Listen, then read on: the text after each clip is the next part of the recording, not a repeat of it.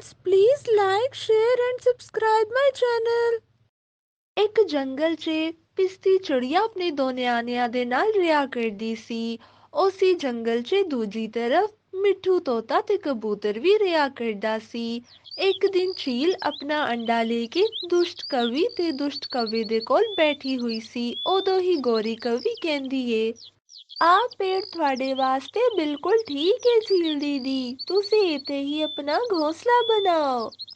ਉਦੋਂ ਹੀ ਕਾਲੂ ਕौवा ਬੋਲ ਪੈਂਦਾ ਵਾ, ਅਰੇ ਮੈਂ ਦੱਸਦਾ ਵਾਂ, ਸੁਬਾਹ ਨੂੰ ਇੱਥੇ ਬਹੁਤ ਚੰਗੀ ਧੁੱਪ ਪੈਂਦੀ ਏ ਤੇ ਸ਼ਾਮ ਨੂੰ ਇਹ ਵੱਡੀ ਵਾਲੀ ਸ਼ਾਖ ਬਹੁਤ ਚੰਗੀ ਛਾਂ ਦਿੰਦੀ ਏ।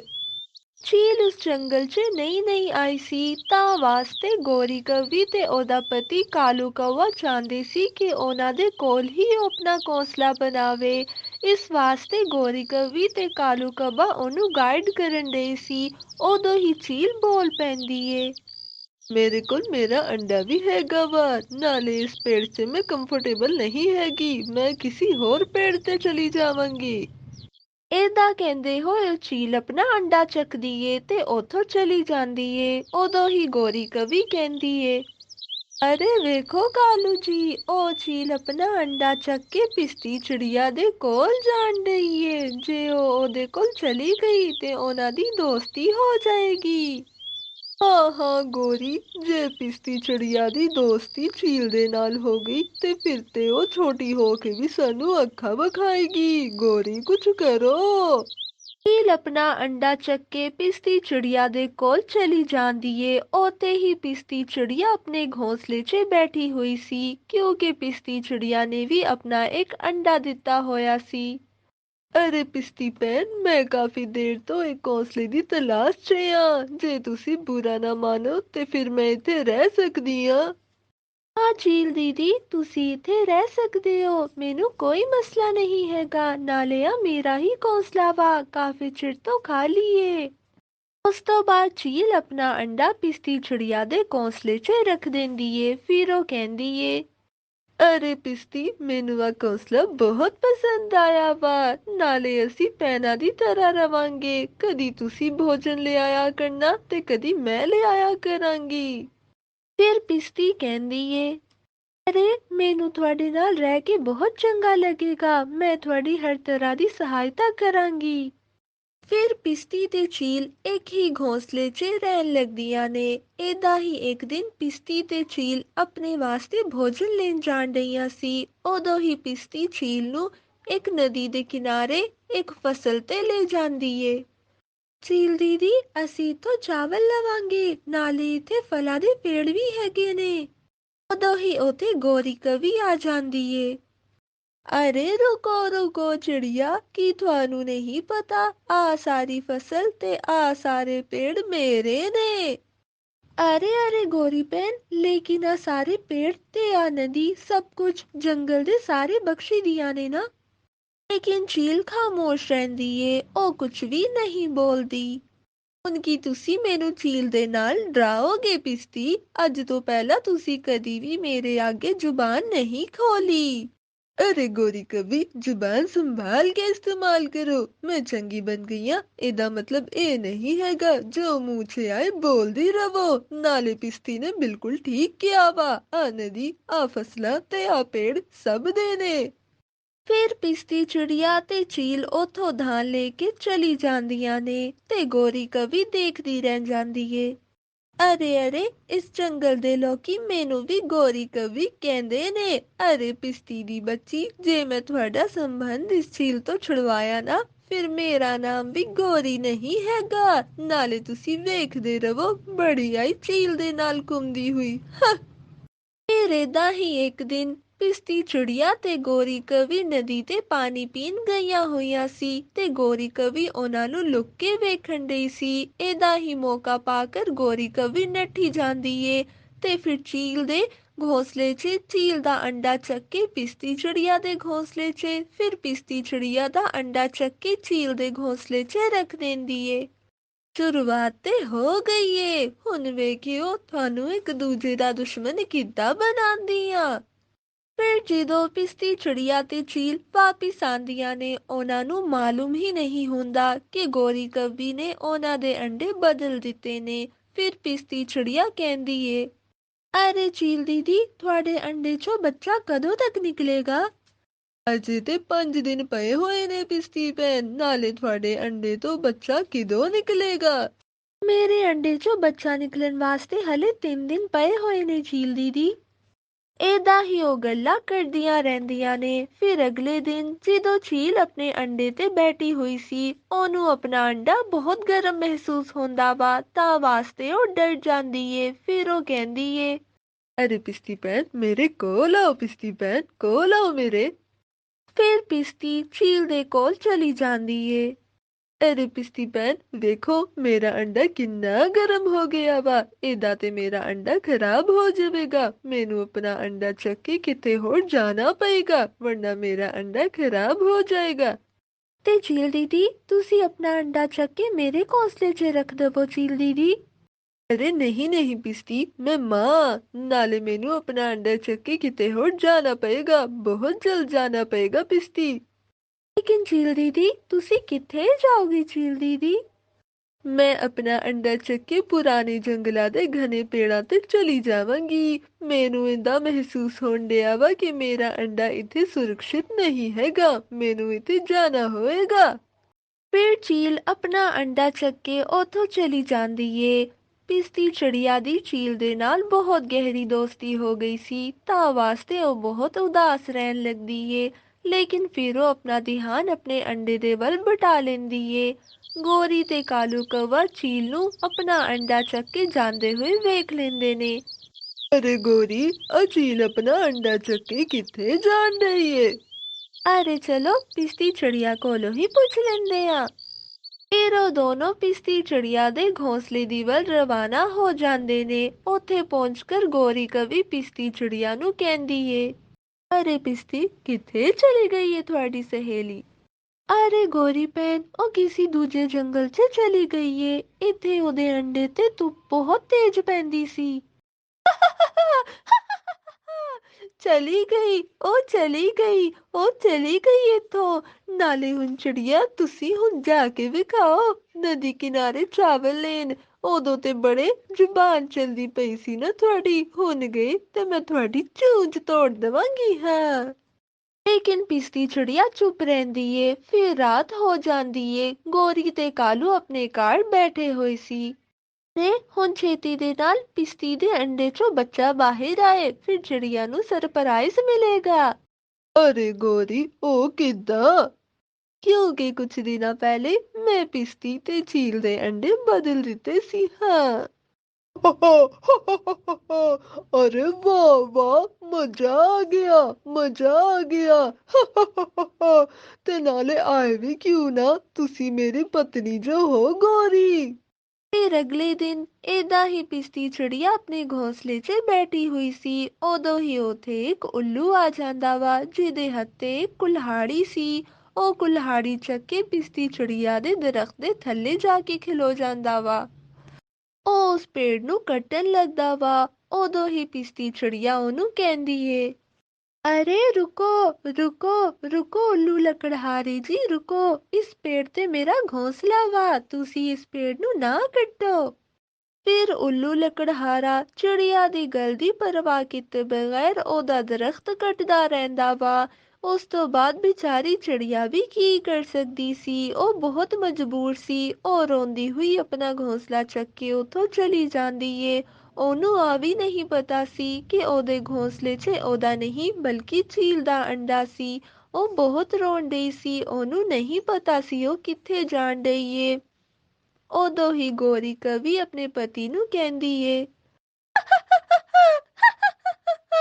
ਵੇਖਿਆ ਕਾਲੂ ਜੀ, ਤੁਸੀਂ ਮੇਰੇ ਨਾਲ ਡਰ ਕੇ ਰਿਹਾ ਕਰੋ। ਵੇਖਿਆ ਮੈਂ ਕਿੱਦਾਂ ਚੀਲ ਤੇ ਪਿਸਤੀ ਚਿੜੀਆ ਨੂੰ ਅਲੈਦਾ ਕਰਤਾ ਵਾ, ਨਾਲੇ ਦੋਨੋਂ ਪਲਜਣ ਤੇ ਕਿੱਦਾਂ ਮਜਬੂਰ ਹੋ ਗਈਆਂ ਨੇ। ਫਿਰ ਪਿਸਤੀ ਚਿੜੀਆ ਉਦੋਂ ਹੀ ਇੱਕ ਪੇੜ ਤੇ ਜਾ ਕੇ ਆਪਣਾ ਇੱਕ ਘੋਂਸਲਾ ਬਣਾ ਲੈਂਦੀ ਏ। ਉਦੋਂ ਹੀ ਦੁਸ਼ਟ ਕौवा ਆਪਣੀ ਪਤਨੀ ਨੂੰ ਕਹਿੰਦਾ ਏ,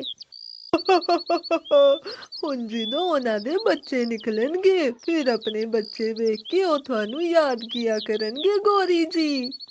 ਗੌਰੀ ਕਵੀ ਤੇ ਦੁਸ਼ਟ ਕौवा ਬਹੁਤ ਖੁਸ਼ ਸੀ। ਇੱਥੇ ਚੀਲ ਨੇ ਇੱਕ ਘਨੇ ਜੰਗਲ 'ਚ ਆਪਣਾ ਇੱਕ ਘੋਂਸਲਾ ਵੀ ਬਣਾ ਲਿਆ ਸੀ ਤੇ ਦੂਜੀ ਤਰਫ ਪਿਸਤੀ ਚਿੜੀਆ ਵੀ ਬਹੁਤ ਖੁਸ਼ ਸੀ ਕਿਉਂਕਿ ਅੱਜ ਉਹਦੇ ਅੰਡੇ 'ਚੋਂ ਬੱਚਾ ਜੋ ਨਿਕਲਣਾ ਸੀ। ਕੁਝ ਦੇਰ ਦੇ ਬਾਅਦ ਅੰਡਾ ਜ਼ੋਰ-ਜ਼ੋਰ ਨਾਲ ਹਿਲਣ ਲੱਗਦਾ ਵਾ, ਲੇਕਿਨ ਅਚਾਨਕ ਅੰਡੇ ਤੋਂ ਚੀਲ ਦਾ ਬੱਚਾ ਨਿਕਲ ਆਂਦਾ ਵਾ। ਆ ਵੇਖ ਕੇ ਪਿਸਤੀ ਚਿੜੀਆ ਰੋਣ ਲੱਗਦੀ ਏ, ਉਹ ਬਹੁਤ ਹੈਰਾਨ ਰਹਿ ਜਾਂਦੀ ਏ। ਹਾਏ ਹਾਏ, ਆ ਕੀ ਹੋ ਗਿਆ? ਆ ਮੇਰਾ ਬੱਚਾ ਤੇ ਨਹੀਂ ਹੈਗਾ। ਆ ਅਦਲਾ ਬਦਲੀ ਕਿਨੇ ਕਰਤੀ? ਅਰੇ ਮਮਾ ਮਮਾ, ਮੈਂ ਤੇ ਸੋਚਿਆ ਸੀ ਕਿ ਮੇਰੇ ਆਉਣ ਤੇ ਤੁਸੀਂ ਬਹੁਤ ਖੁਸ਼ ਹੋਗੇ ਮਮਾ, ਮਿਠਾਈਆਂ ਵੰਡੋਗੇ, ਲੇਕਿਨ ਤੁਸੀਂ ਇਦਾਂ ਰੋਣ ਕਿਉਂ ਡਏ ਹੋ ਮਮਾ? ਇਸਦੀ ਚਿੜੀਆ ਹੁਣ ਉਹ ਮਾਸੂਮ ਬੱਚੇ ਨੂੰ ਕਿੱਦਾਂ ਦੱਸਦੀ ਕਿ ਉਹ ਉਹਦੀ ਮਾਂ ਨਹੀਂ ਹੈਗੀ ਸੀ, ਬਲਕਿ ਉਹਦੀ ਮਾਂ ਤੇ ਚੀਲ ਸੀ। ਦੂਜੀ ਤਰਫ ਪਿਸਤੀ ਚਿੜੀਆ ਦੇ ਅੰਡੇ ਚੋਂ ਵੀ ਬੱਚਾ ਬਾਹਰ ਨਿਕਲ ਆਂਦਾ ਵਾ ਤੇ ਚੀਲ ਉਹਨੂੰ ਵੇਖ ਕੇ ਬਹੁਤ ਸਖਤ ਨਾਰਾਜ਼ ਸੀ।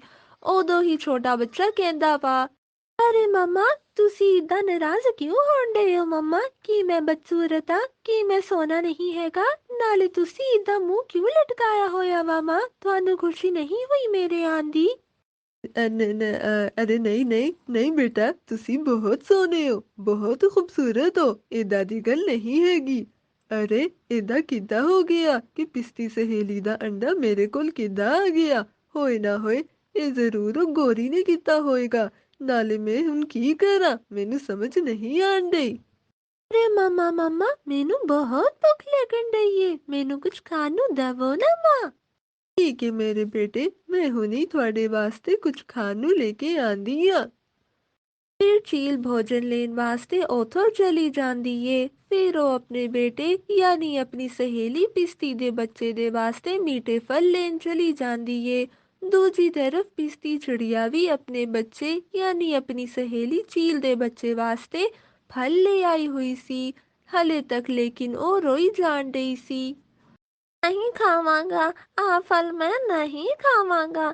ਜਦੋਂ ਤੱਕ ਤੁਸੀਂ ਰੋਣਾ ਬੰਦ ਨਹੀਂ ਕਰ ਦਿੰਦੇ, ਆ ਫਲ ਮੈਂ ਨਹੀਂ ਖਾਵਾਂਗਾ।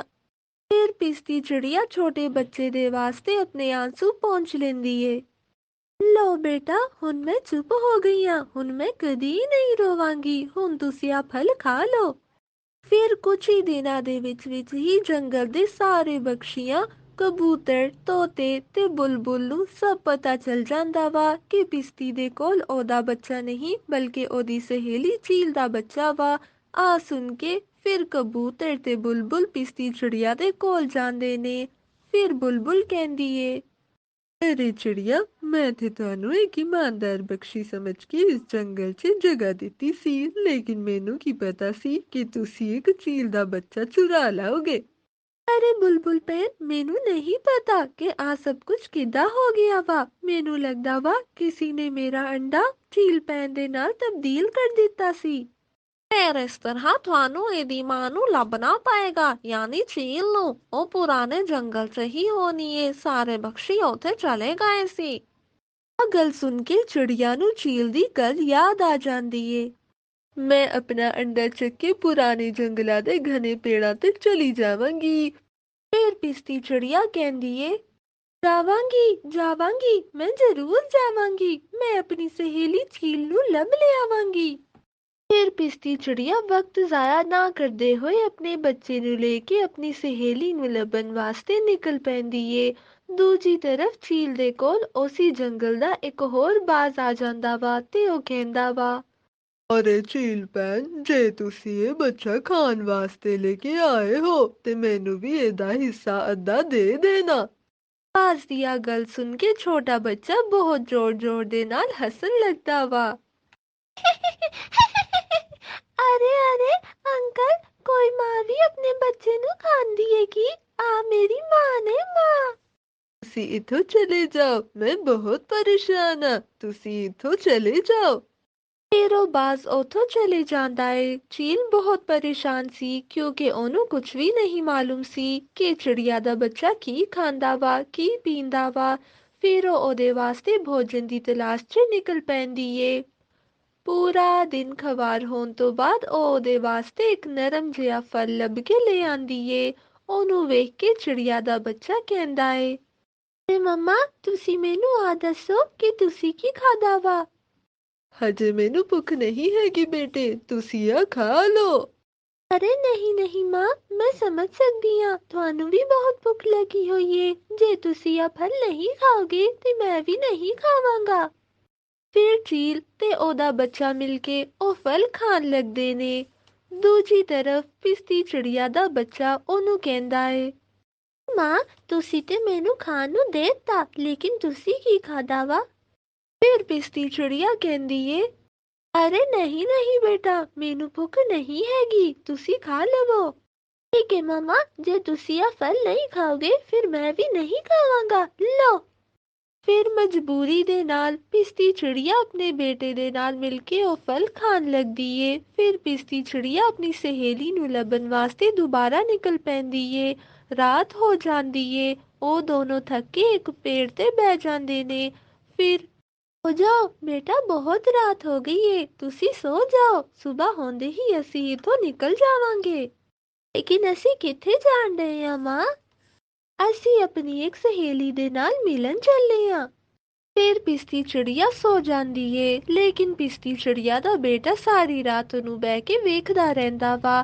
ਅੱਧੀ ਰਾਤ ਨੂੰ ਜਦੋਂ ਪਿਸਤੀ ਚਿੜੀਆ ਦੀ ਅੱਖ ਖੁੱਲਦੀ ਏ, ਫਿਰ ਉਹ ਕਹਿੰਦੀ ਏ, ਅਰੇ ਬੇਟਾ ਤੁਸੀਂ ਹਜੇ ਤੱਕ ਕਿਉਂ ਨਹੀਂ ਸੋਏ?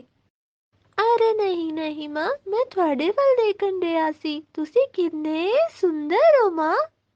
ਫਿਰ ਅਗਲੇ ਦਿਨ ਪਿਸਤੀ ਚਿੜੀਆ ਇੱਕ ਪੇੜ ਤੇ ਚੀਲ ਇੱਕ ਪੇੜ ਤੇ ਆਪਣੇ ਆਪਣੇ ਬੱਚਿਆਂ ਨੂੰ ਲੈ ਕੇ ਆਂਦੇ ਨੇ। ਫਿਰ ਦੋਨੋਂ ਦੀ ਮੁਲਾਕਾਤ ਉੱਥੇ ਹੋ ਜਾਂਦੀ ਏ। ਉਦੋਂ ਹੀ ਚੀਲ ਪਿਸਤੀ ਚਿੜੀਆ ਨੂੰ ਕਹਿੰਦੀ ਏ, ਅਰੇ ਅਰੇ ਸਹੇਲੀ, ਆ ਕੰਮ ਜ਼ਰੂਰ ਉਸ ਦੁਸ਼ਟ ਕਵੀ ਦਾ ਹੋਣਾ ਵਾ। ਉਸ ਦਿਨ ਜਦੋਂ ਅਸੀਂ ਨਦੀ ਕਿਨਾਰੇ ਉਹਨੂੰ ਡਾਂਟਿਆ ਸੀ ਤੇ ਫਿਰ ਉਹਨੇ ਇਸ ਗੱਲ ਦਾ ਹੀ ਬਦਲਾ ਲਿਆ ਵਾ।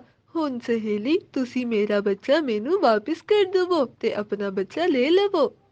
ਫਿਰ ਉਹ ਦੋਨੋਂ ਆਪਣੇ ਆਪਣੇ ਬੱਚਿਆਂ ਦੀ ਅਦਲਾ ਬਦਲੀ ਕਰ ਲੈਂਦੇ ਨੇ। ਫਿਰ ਉਹ ਦੋਨੋਂ ਬੱਚੇ ਕਹਿੰਦੇ ਨੇ, ਅਰੇ ਮਾਮਾ, ਮੈਂ ਇਹਦੇ ਕੋਲ ਨਹੀਂ ਰਵਾਂਗੀ ਮਾਮਾ, ਮੈਂ ਤੁਹਾਡੇ ਕੋਲ ਰਵਾਂਗੀ ਮਾਮਾ। ਹਾਂ ਮਾਮਾ, ਮੈਂ ਇਹਦੇ ਕੋਲ ਨਹੀਂ ਰਹਿਣਾ ਚਾਹੁੰਦੀ, ਮੈਂ ਤੁਹਾਡੇ ਕੋਲ ਰਵਾਂਗੀ ਮਾਮਾ। ਅਰੇ ਸਹੇਲੀ ਜੀ, ਆ ਬੱਚੇ ਇੱਕ ਦੂਜੇ ਤੋਂ ਬਗੈਰ ਨਹੀਂ ਰਹਿ ਸਕਦੇ, ਨਾਲੇ ਅਸੀਂ ਵੀ ਇੱਕ ਦੂਜੇ ਤੋਂ ਬਗੈਰ ਨਹੀਂ ਰਹਿ ਸਕਦੇ। ਫਿਰ ਕਿਉਂ ਨਾ ਇੱਕ ਕੰਮ ਕਰੀਏ? ਅਰੇ ਪਿਸਤੀ ਭੈਣ, ਕਿਹੜਾ ਕੰਮ? ਕਿਉਂ ਨਾ ਅਸੀਂ ਪਹਿਲਾਂ ਦੀ ਤਰ੍ਹਾਂ ਇੱਕ ਹੀ ਪੇੜ ਤੇ ਰਹਿਣ ਲੱਗ ਜਾਈਏ ਸਹੇਲੀ ਜੀ। ਅਰੇ ਹਾਂ ਹਾਂ ਪਿਸਤੀ ਭੈਣ, ਆ ਤੁਸੀਂ ਬਹੁਤ ਚੰਗੀ ਗੱਲ ਕੀਤੀ ਏ, ਬਹੁਤ ਚੰਗੀ ਗੱਲ ਕੀਤੀ ਏ। ਫਿਰ ਇਸ ਤਰ੍ਹਾਂ ਦੋਨੋਂ ਸਹੇਲੀਆਂ ਇੱਕ ਦੂਜੇ ਦੇ ਨਾਲ ਰਹਿਣ ਲੱਗਦੀਆਂ ਨੇ, ਹੱਸੀ ਖੁਸ਼ੀ। ਆਸੀ ਮਾਂ ਦਾ ਪਿਆਰ, ਮਾਂ ਦੇ ਪਿਆਰ ਦੀ ਮਜ਼ਬੂਤੀ ਤੇ ਮਮਤਾ। ਗਾਇਸ, ਤੁਹਾਨੂੰ ਇਸ ਕਹਾਣੀ ਚੋਂ ਕੀ ਸੀਖ ਮਿਲੀ? ਕਮੈਂਟ ਬਾਕਸ 'ਚ ਜ਼ਰੂਰ ਦੱਸਿਓ। ਨਾਲੇ ਜੇ ਵੀਡੀਓ ਪਸੰਦ ਆਈ ਹੋਵੇ ਤੇ ਲਾਈਕ ਤੇ ਸਬਸਕ੍ਰਾਈਬ ਲਾਜ਼ਮੀ ਕਰ ਦਿਓ। ਨਾਲੇ ਇਦਾਂ ਦੀ ਹੀ ਹਰ ਰੋਜ਼ ਮਜ਼ੇਦਾਰ ਕਹਾਣੀਆਂ ਦੇਖਣ ਵਾਸਤੇ ਬੈਲ ਆਈਕਨ ਨੂੰ ਵੀ ਦਬਾ ਦਿਓ। ਤੁਹਾਡਾ ਧੰਨਵਾਦ।